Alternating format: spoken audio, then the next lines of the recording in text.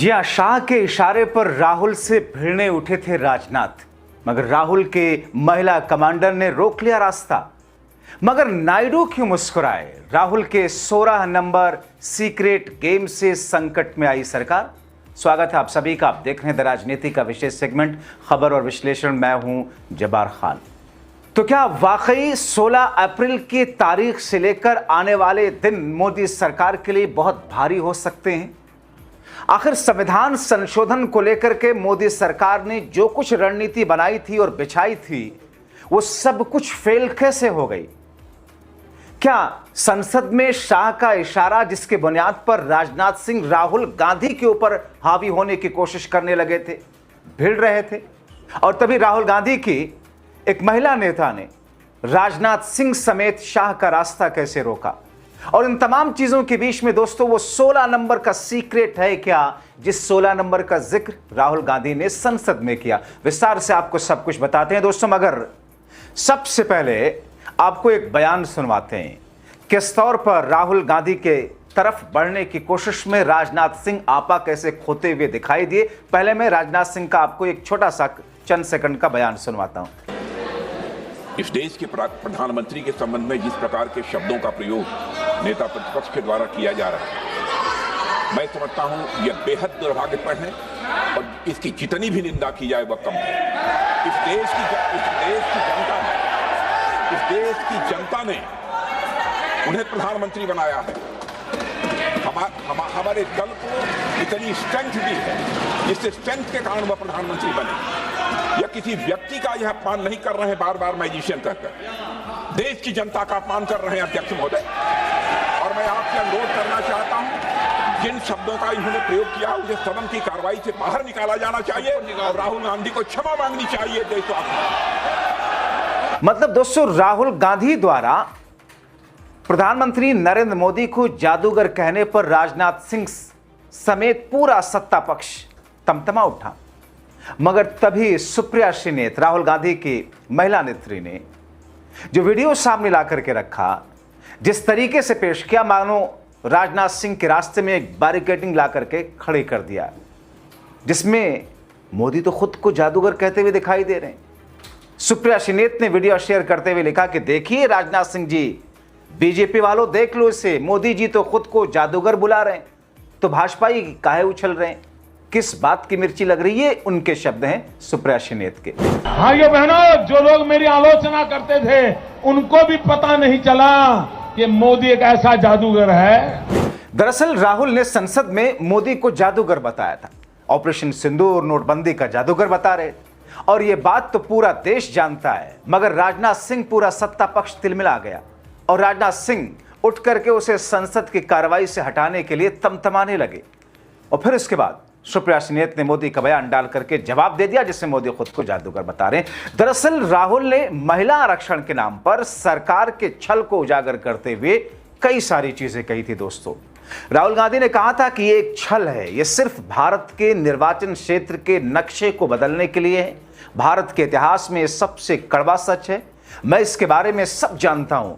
ये ओबीसी दलित वर्गों के लिए क्रूरता वाला बिल है। सभी जानते हैं कि ओबीसी दलित और महिलाओं के साथ में क्या होता है। सरकार ओबीसी का अधिकार छीनना चाहती है।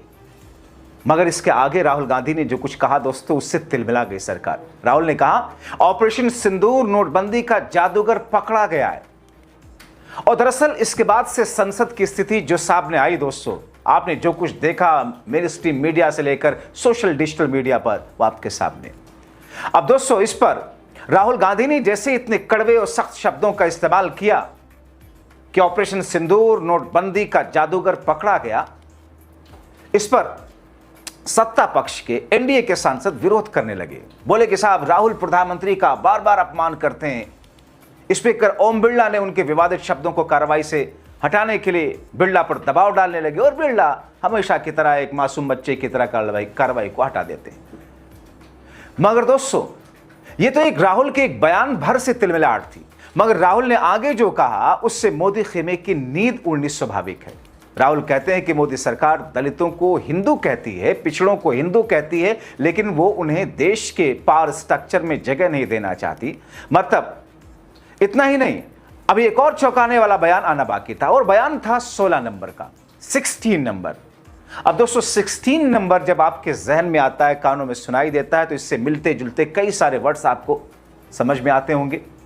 लेकिन दोस्तों दरअसल राहुल के भाषण के दौरान भाजपाई खेमे में एक अजीब सी कपकपी या कंपन देखने को मिली। देश भर में लोग एक दूसरे को इस वीडियो का मैसेज भेजने लगे। भाषण का समापन राहुल गांधी ने एक पहेली से किया, और वो पहेली दरअसल एक कहावत है ना दोस्तों कि उस राजा की जान उस तोते में अटकी हुई थी। तो अब क्या 16 नंबर जो राहुल गांधी का सीक्रेट गेम है, इसी 16 नंबर से पूरी सरकार इस वक्त चल रही है। इसी 16 नंबर के आधार पर, बुनियाद पर पूरी सरकार इस वक्त सत्ता में है। राहुल गांधी ने एक पहेली के शक्ल में अपने भाषण के अंत में कहा, राहुल गांधी ने कहा कि वजह नंबर 16 है। क्या है ये 16 नंबर? हम सब पता लगाएंगे। अध्यक्ष जी के चेहरे पर 12 बज रहे हैं। मुझे उनकी चिंता हो रही है। समझ में नहीं आ रहा, जो भाजपा पहले मोदी जी को जादूगर कहने पर खुश होती थी, वो नाराज क्यों हो रही है। राहुल ने कहा कि कल मैं प्रधानमंत्री का भाषण देख रहा था, उनकी आवाज में ताकत की कमी थी, आवाज टूटी फूटी, कुछ भी स्पष्ट नहीं था। अचानक मैंने देखा कि कल अपने मोबाइल की तरफ देखा, मोबाइल पर 16 अप्रैल था। 16 अप्रैल। मैं बताऊंगा इसके कारण आगे दोस्तों। ठीक से मोदी बोल नहीं पा रहे थे, क्योंकि स्पष्ट रूप से इस विधेयक को पारित करने का प्रयास से गलती है, क्योंकि जैसा कि मैंने कहा, सभी जानते थे कि इससे घबराहट भरी प्रतिक्रिया होगी। तो मैं उन्हें देख रहा था, अपने फोन पर 16 अप्रैल देखा। मैंने सोचा, भगवान ये कितना अजीब है, ये संख्या 16 है। ये संख्या वही संख्या है, पहली का पूरा उत्तर 16 संख्या में है। सब कुछ 16 संख्या में समाया हुआ है। अब दोस्तों ये 16 संख्या है क्या? जहां एक तरफ कई सारी चीजों की तरफ इशारा है, तो बहुत सारे इसे डिकोड करके ये कहते हैं कि आप देखें, मौजूदा वक्त में अगर जेडीयू भी सत्ता पक्ष से अलग हो जाए मोदी सरकार से, तब भी सरकार पर फर्क नहीं पड़ता। लेकिन दोस्तों अगर चंद्रबाबू नायडू अगर सरकार से कुछ दाएं बाएं करें, तो फिर सरकार धराशायी होना तय है सरकार का। और चंद्रबाबू नायडू की पार्टी के पास में 16 सांसद हैं, मोदी सरकार की सबसे मजबूत बैसाखी। बाद में राहुल ने उसी भाषण को ट्वीट करते हुए लिखा, हे भगवान ये तो कमाल है, संख्या 16, 16 और 16 सुन करके एब्स्टीन की भी याद आ जाती है ना। राहुल ने बाद में इसको इस तरीके से कहने की कोशिश की। लेकिन दोस्तों राहुल ने 16 नंबर का जिक्र करके एक तीर से कई निशाने साध दी। यानी कि एक तरफ जो ट्वीट करके बाद में खुद उन्होंने कहा जो भी है एब्स्टीन का जिक्र, मगर 16 नंबर उन 16 सांसदों की तरफ इशारा जो कि मोदी सरकार की सबसे मजबूत बैसाखी बनी हुई है। दरअसल आप सोचिए कि इस पूरे झमेले में 2 दिनों से जो कुछ आप संसद के भीतर सुन रहे हैं, देख रहे हैं, मोदी सरकार कितनी खूबसूरती के साथ में महिला आरक्षण का सहारा लेकर के, इसकी आड़ लेकर के परिसीमन करने पर उतारू रही। भारतीय जनता पार्टी को जबकि अच्छे से पता था कि बिल पास नहीं हो सकता, जानते थे कि विपक्ष का हर सदस्य इसका विरोध करेगा, मूर्ख नहीं है, पूरी समझ थी कि ये विधेयक पारित नहीं होगा। ये दरअसल एक घबराहट में लिया गया फैसला था, एक तरीके की पैनिक रिएक्शन था ये, क्योंकि प्रधानमंत्री किसी भी कीमत पर 2 संदेश देना चाहते थे। पहला, भारत के चुनावी नक्शे को बदलना, और दूसरा ये दिखाना कि महिलाओं के पक्ष में। आप देख लीजिए, दरअसल ये कहा जाता बहुत सारे लोगों की तरफ से कि इतिहास में, भारत के आजाद भारत के इतिहास में संघ और बीजेपी का की कोई छाप नहीं है कहीं, आजादी की लड़ाई में या फिर आजाद भारत के इतिहास में। इसलिए हर उन चीजों को बदल बदल करके, नाम बदलना हो नाम बदल दो। अब देखिए ना, अहमदाबाद में वो स्टेडियम था, मोटेरा स्टेडियम, सरदार वल्लभ भाई पटेल, पूरा प्रकरण, उस स्टेडियम का नाम नरेंद्र मोदी स्टेडियम। संसद भवन पुराना वाला, प्रधानमंत्री ने सोचा कि इसे बना करके, ताकि इस संसद भवन को हमेशा, अब अगले 100 साल 200 साल तक संसद भवन रहेगा, तो फिर प्रधानमंत्री मोदी का जिक्र वहां रहेगा। परिसीमन करके सीटें बढ़ा दी जाएं, जब जब जिक्र आएगा मोदी का जिक्र आएगा, बीजेपी सरकार का जिक्र आएगा।